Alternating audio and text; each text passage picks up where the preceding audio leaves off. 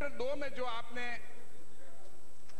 और सेक्शन 2 में जो आपने एप्लीकेबिलिटी बताई है इस एक्ट की, वो आपने कहीं नहीं लिखा है कि चैप्टर 2 और चैप्टर 3 जो हैं वो सेक्शन 2 के लिए लागू होगा।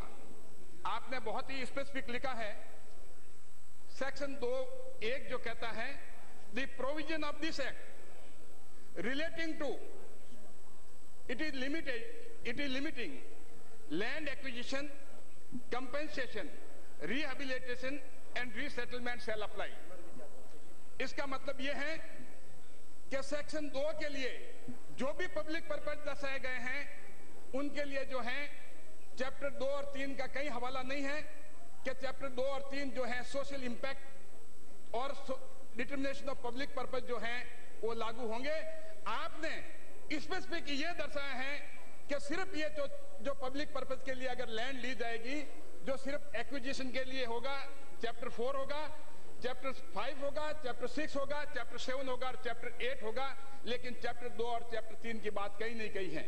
मैं धन्यवाद देना चाहूंगा हमारे मंत्री जी को जो इस पोजीशन को जो है बिल के द्वारा क्लेरिफाई किया है और वो सेक्शन 10A ला करके अगर ये होता तो इसका मतलब ये है कि जितने भी पर्पस जो दर्शाए गए हैं पब्लिक पर्पस सेक्शन 2 में, उस सभी के लिए बिना चैप्टर 2 और चैप्टर 3 को इन्वोक किए बिना आप लैंड एक्वायर कर सकते हैं। ये आपने एक्ट बनाया है। यही नहीं, आपने सेक्शन जो 7 लिखा है, सेक्शन 7 में सेक्शन 4 की सेक्शन 5, 6 और 7 सारा का सारा सोशल इंपैक्ट और डिटर्मिनेशन ऑफ पब्लिक पर्पस के संबंध में है। उसके बारे में आपने एक 3 लाइन में डाइल्यूट कर दिया, एक प्रोवाइजो डाल करके। उसमें आपने प्रोवाइजो डाला कि अगर ये सारा होने के बाद में, सोशल इंपैक्ट का डिटर्मिनेशन होने के बाद में, पब्लिक पर्पस का डिटर्मिनेशन होने के बाद में, अगर अप्रोप्रिएट गवर्नमेंट अगर ये चाहती हो कि ये जमीन हमें चाहिए तो बिना सारी रिपोर्ट को जो है वो इग्नोर करके ले सकती हैं। ये आपने एक्ट बनाया और ये आप कहते हैं कि हमने किसानों के फेवर में बनाया एक्ट, जबकि सेक्शन 10A जो है ये लाया गया है उन प्रोजेक्ट के लिए लाया गया है जो कि प्रोजेक्ट नेशनल इंपॉर्टेंस के लिए हैं, जो प्रोजेक्ट किसानों के लिए हैं। आज हमें किसान कहता है कि नदियां जोड़ने का प्रोजेक्ट कब होगा। आज किसान कहता है कि मेरे खेत में पानी कब आएगा। आज किसान कहता है कि मेरे बिजली जो है 24 घंटे मुझे कब मिलेगी। आज किसान कहता है मुझे रोड मेरे घर के खेत के सामने कब मिलेगी। इन सब के लिए ये कोई हवा में नहीं होता है, ये जो जमीन पे होता है। लेकिन इसके लिए आपने ये कहा कि अफेक्टेड फैमिली से पूछा जाएगा।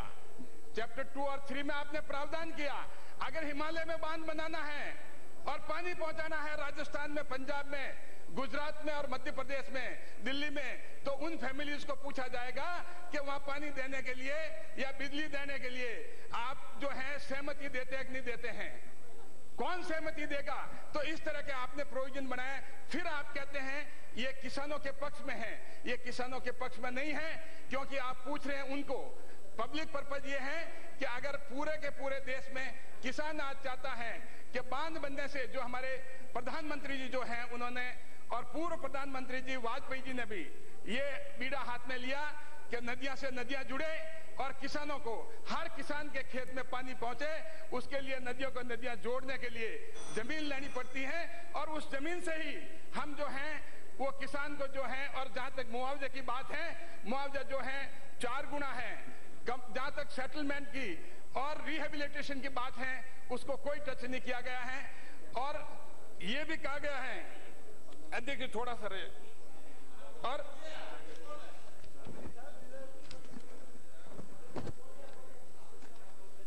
Thank you sir, thank you. और यह भी कहा गया है कि जहां तक कंपेंसेशन की बात है, कई बार यह मुद्दा आया था कि कंपेंसेशन क्या होगा, सर्कल रेट होगा या क्या होगा। एक्ट में जो है उसको हमने कोई उसको टच नहीं किया है, वो अनअफेक्टेड है।